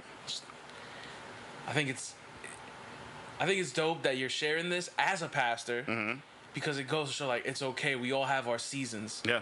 Doesn't mean that you go out in full-fledged sin and start bugging. Yeah. It just means that, like, yeah, sometimes we fall off that high. Yeah.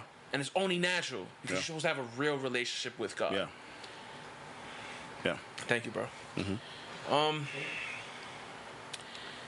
In following this conversation, do you see God working in any capacity of you or your family's life, despite what has happened, what this with the tragedy that has occurred? Like, have there been any moments where you're like, I still see you, bro? Yeah.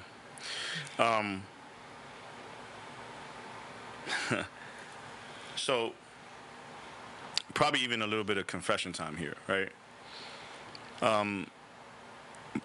Again, if you know me and you follow my ministry, my model or my template for ministry comes out of Acts chapter 2, verses 42 to 47, fellowship of the believers, where it says the church, as when it was first born, devoted themselves to the apostles' teaching, to the breaking of bread and prayers, which is, fellowship, and to prayer. I've always put an emphasis on the Word of God. I've always put an emphasis on prayer. The third thing I will always put an emphasis on was fellowship. And in this season where I've seen God most present has not been in his word. Don't email me because I'll ignore it. Not to say that the word has lost any value in my life. It's still my foundation.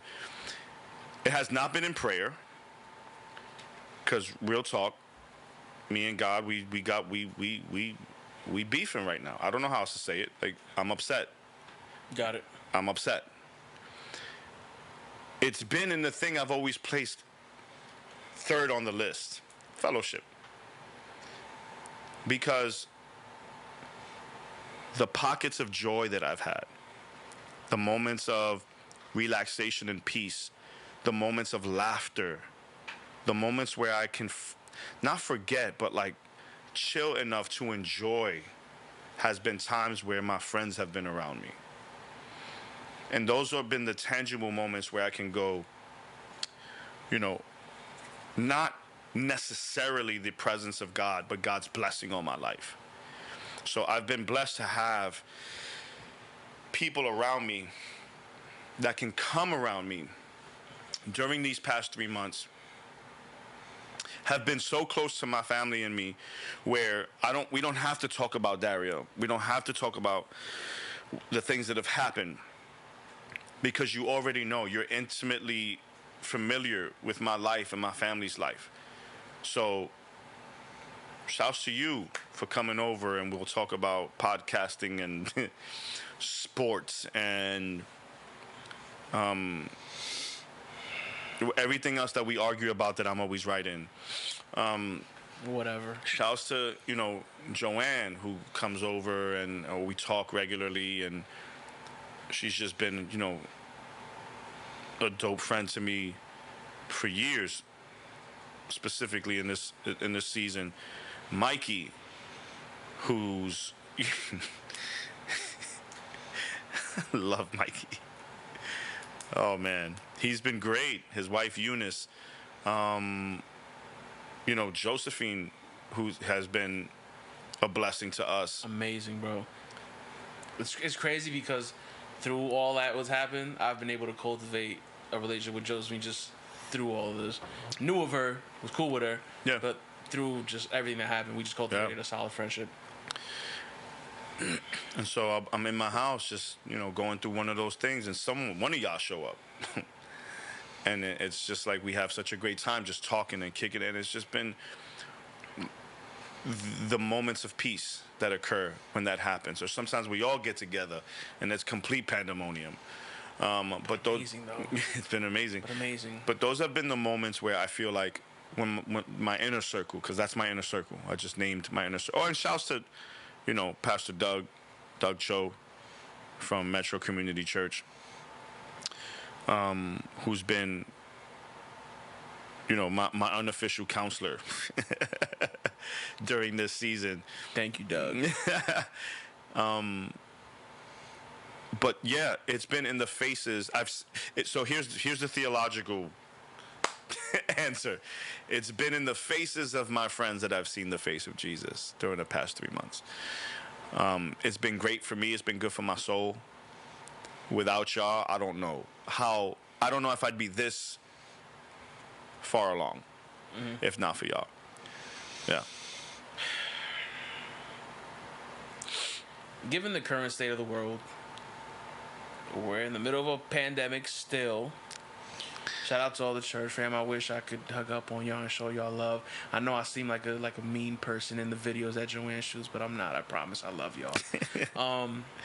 But given the state of the world, there's been a lot of sorrow, a lot of tragedy, a lot of life-changing events for everybody. It just feels like everybody has gone through something during this time, during this year. Yeah. Though it's only been 3 months, is there anything that you've learned on the grieving process that you would like to share? Like, if there's somebody out there who also has had a loss, family member, relatives, whatever the case may be, in your 3 months that you've been going through this, is there anything that you can share with them that doesn't mean it has to make them feel better, but just what that is for them, or what to expect, or what to prep yourself for. Nope.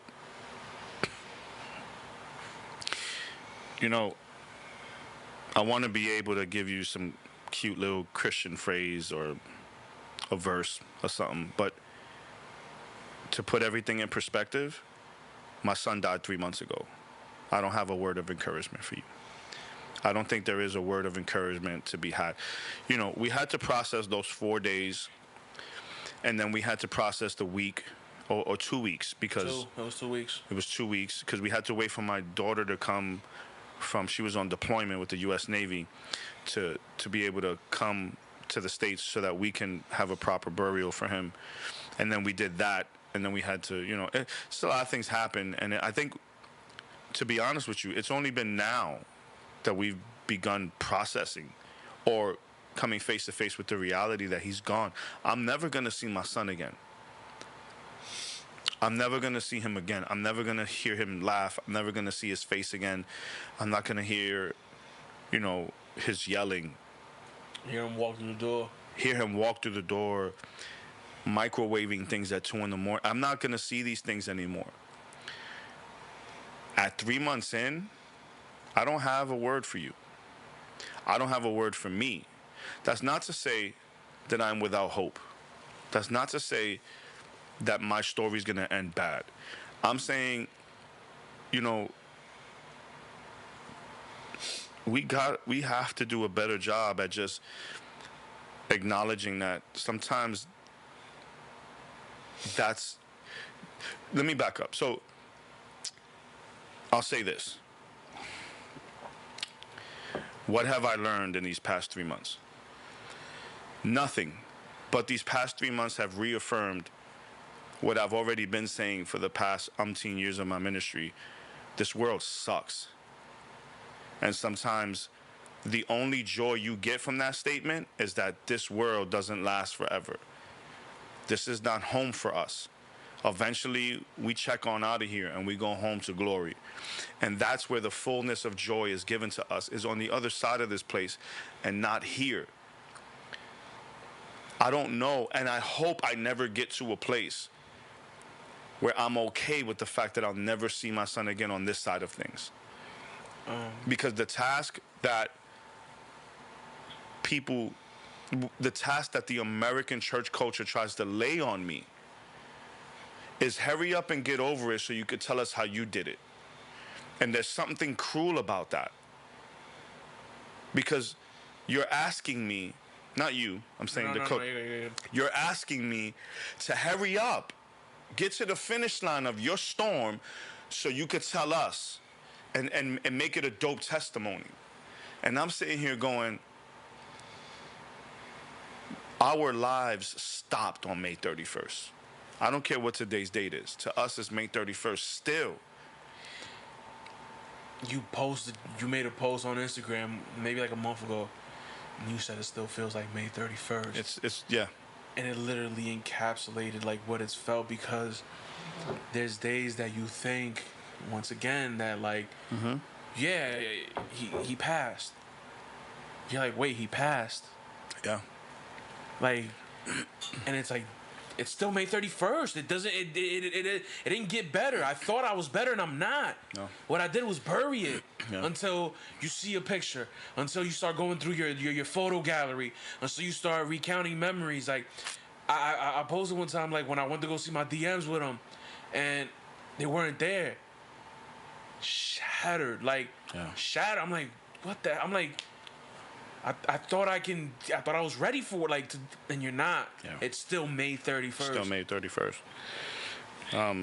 So, yeah, maybe, I hope, I fully anticipate a year or two from now, I can go, well, here's some of the things that came out of, but 3 months in, there's nothing, aside from the dope moments of fellowship that I've had with my inner circle, where even if for a moment there was a joy that creeped back into my heart, where I was like, man, today was a really good day. Aside from those moments, I haven't learned anything. It's just reaffirmed everything else, where it's just like, You know, and I've said this before at Kingdom City a bunch of times from behind the pulpit. I hate this place. I don't have a suicidal tendency in my body. That's never going to be my story.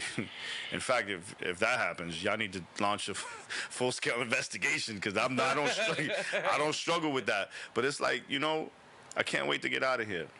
This place. I've seen so much already. I've experienced so much already where I'm like, I don't need to be sold on "do not be lovers of the world." You don't got to sell me on that verse, man. I'm ready to go home. I want to go home. I want to be with Jesus. I'm ready for that. You know, if it comes, I'm sure I'm going to pray to God that He heals me and of whatever sickness or whatever. But I just, you know, to be absent in the body is to be present with the Lord, and that's 100% what I want for my life right now. But nah, I think. Have I learned anything? No. Do I have an encouraging word for people? I'm 3 months in. No. Yeah. Yeah.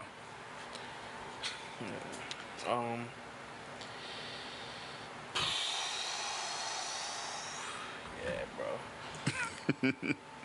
I'm Sorry, guys. It's real, man. You want me to be less honest? Is that what you... No, I have no problem. You gotta understand, like, we here. I'm asking these questions because they need to be asked. I know where you at. Like, I hate to sound cruel. No, go ahead. I hate to, you know, put it like this, but this is I gotta be out there. Go. Can we expect Pastor Josh behind the pulpit anytime soon? So again, shouts to the team.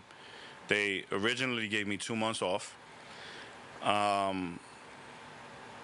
So we were supposed to reconvene at the end of July for my return in August, first week of August. But even that was tentative, right? So the plan became, we're going to give you 2 months off, and at the end of July, we'll reconvene and see where you are. But I think I was honest, I think early July. And I told the team, I'm not ready. I'm not going to be ready for August. Yep. So we made it the September comeback. So the first Sunday is September. But then we met up again, and we were really on the same page, which is another thing I thought was dope, because what I went to tell the team was, I'm ready to come back in a limited capacity. And then Joanne said, you know, it's funny you should say that, because the team had already suggested, or someone on the team had suggested that. And so what you can expect is for me to come back. I'm going to preach the first Sunday in September. Okay.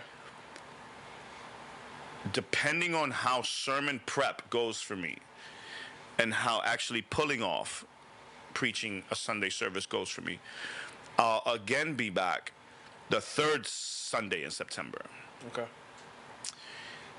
And then we'll do that same format for October, November, looking towards a full-time comeback in December. Okay. Now, I'm going to give you best case scenario, worst case scenario. Sure. Best case scenario, Sunday comes, sermon prep went well, I felt good going in. We're going to do the third Sunday in September. And then October, I'll keep my foot on the gas, maybe 3 Sundays.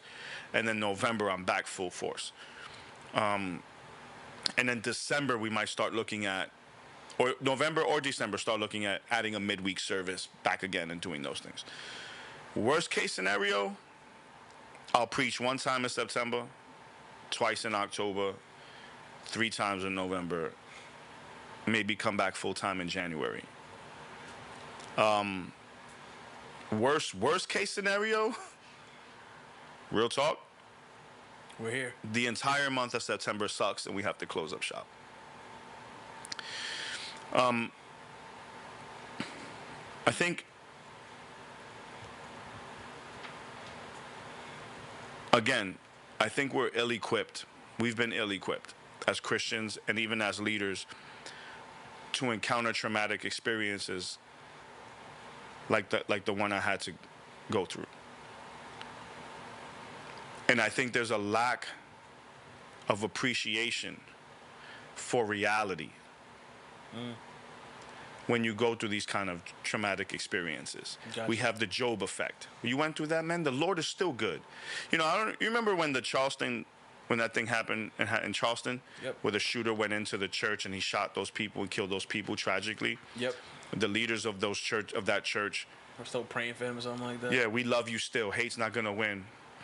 I think that was it. You know, I don't want to judge anyone's intentions or their hearts.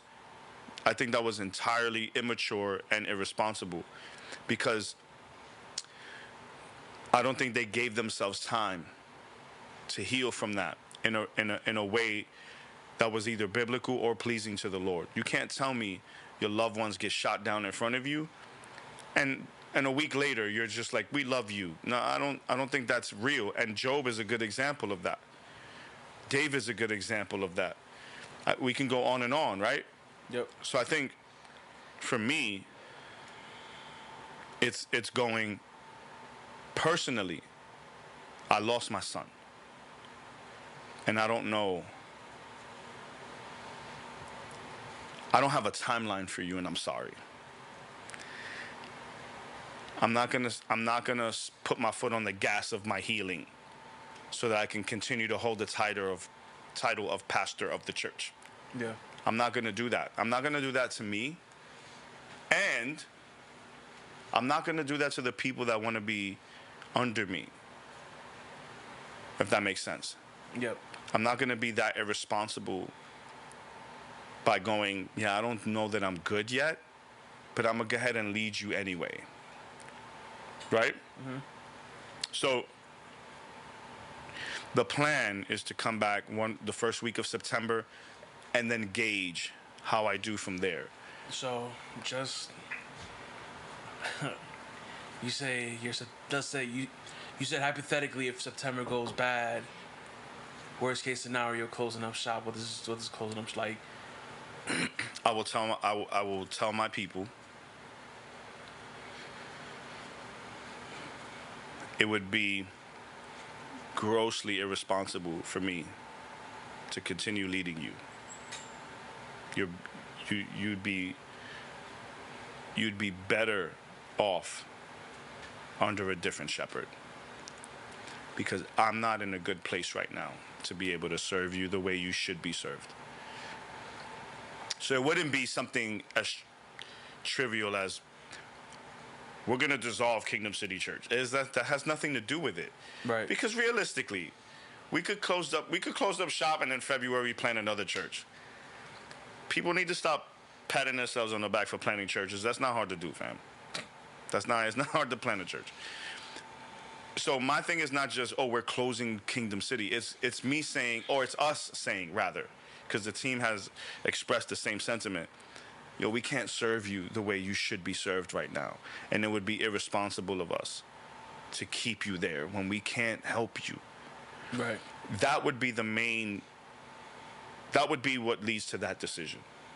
Us sitting there going, we're not helping them. They need to be somewhere else. That's worst case scenario. Right.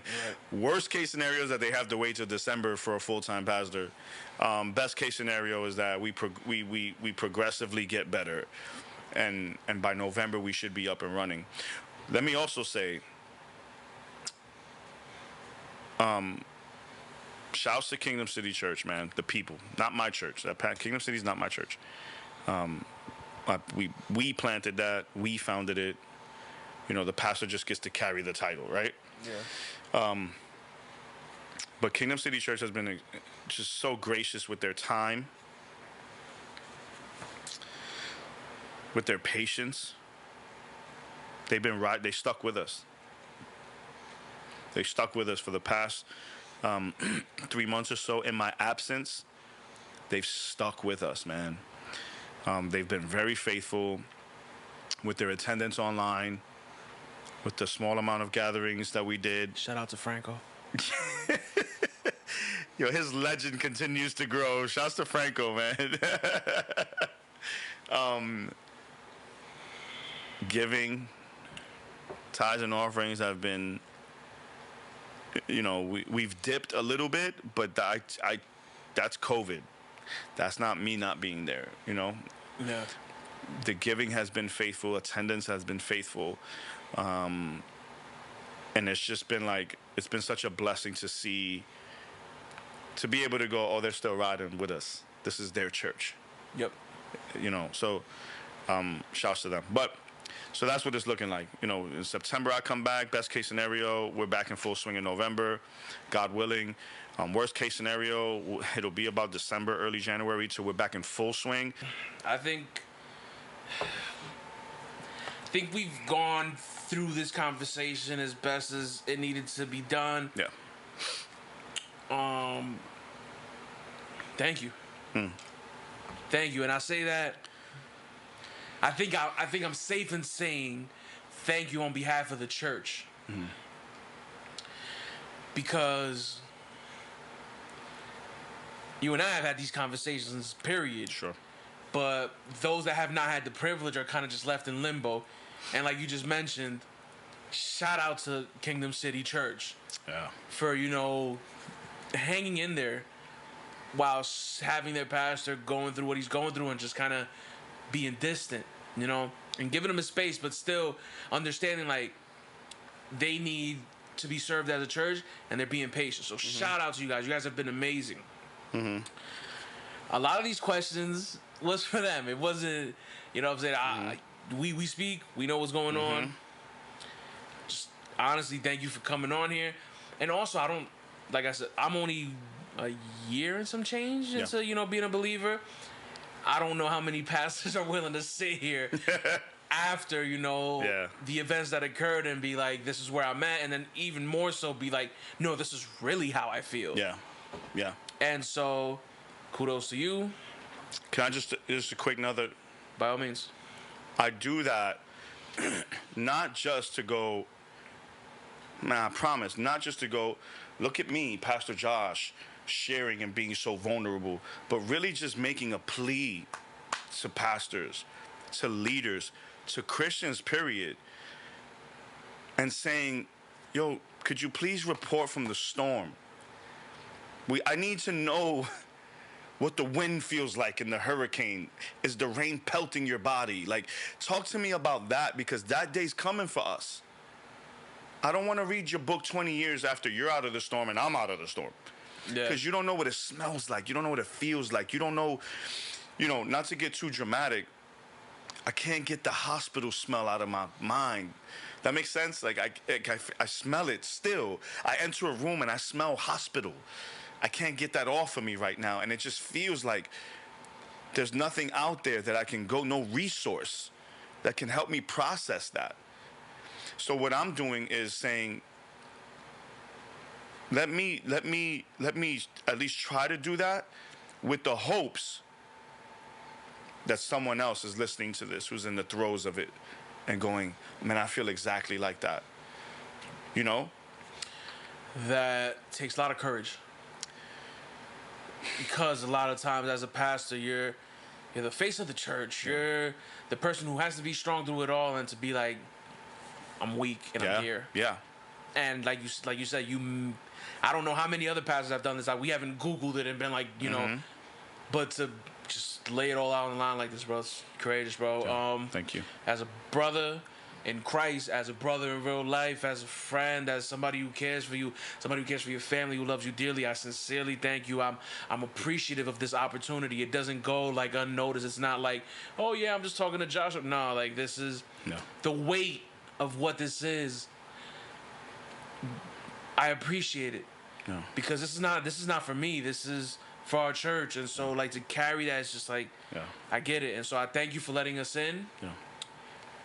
I hope Kingdom City Church and anybody else who's watching this, you guys enjoyed and you guys were able to take away certain things. Like this is what walk in faith looks like. And even more specifically, what walking in faith looks like for a pastor. We all think that, you know, the pastor has it all figured out, and sometimes it's just not the case. That's life.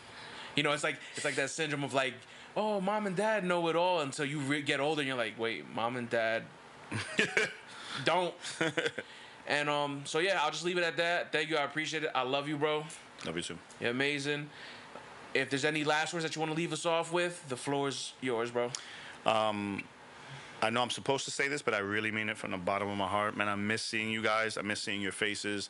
Part of my coming back is not just preaching on Sundays, but starting to connect with you guys over text messages, emails, phone calls. I want to get back to that because I genuinely miss so many of you. A lot of you have been kind enough to give me my space, or just text me sporadically, message me sporadically. But I miss our ongoing dialogue and conversations throughout the week. A lot of you guys, man. I'm just very grateful for unlimited text messages, unlimited text messaging. Because as you know, a lot of us, we stayed in contact regularly, and I cannot wait to get back to that. So just know that I love you guys, miss you guys, and part of my coming back is definitely connecting with you guys again, seeing your faces, hearing from you, what's going on in your lives, man, and I can't wait to get back to that. So you'll be hearing from me soon. It's been another episode of Kingdom City Podcast. See you guys. Love you all. Take it easy.